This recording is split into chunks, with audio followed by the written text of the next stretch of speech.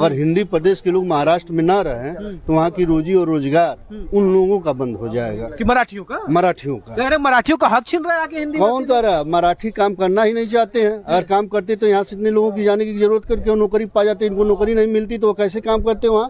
अपने परिवार को कैसे जिलाते?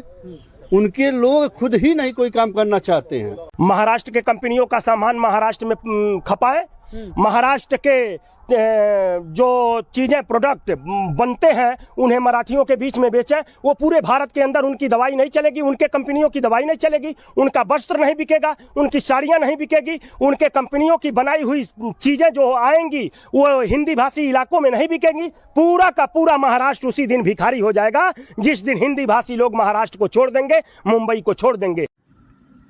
घरात नाही दाना आणि मला म्हणा नाना, असंच आहे की नाही परिस्थिती?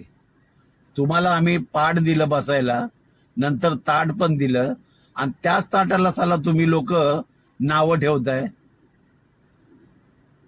खरंच हीच आहे की नाही यांची गोष्ट? नमस्कार, ड्रायव्हित भावमध्ये आपल्या सर्वांचं स्वागत आहे। काय बोलतात म्हणजे यांचं ना अक्षरशः सगळं संपलेलं आहे। हे लोक दुसऱ्या राज्यात येतात, कमी पैशामध्ये रोजगार करतात, अक्षरशः कमी पैशात।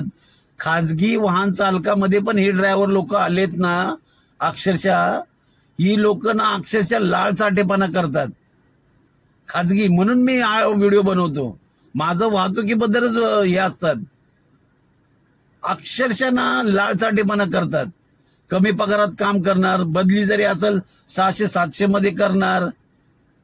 ड्रायव्हिंग क्षेत्रामध्ये पण पहिले आपले मराठीच मुलं होते, पण इथे सुद्धा ह्या लोकांनी घुसखोरी केलेली आहे।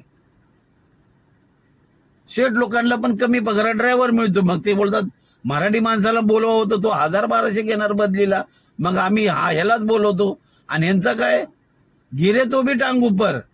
अरे तुम्ही कमवायला दुसऱ्या राज्यात येत आहे, तुम्ही प्रश्न हे तुमच्या शासनाला विचारलं पाहिजे बिहारच्या, की बाबा आम्ही दुसऱ्या राज्यात जातो, तुम्हाला मतदान करून तुम्हाला आम्ही मोठं करतो, तुम्ही आमच्यासाठी काय करता?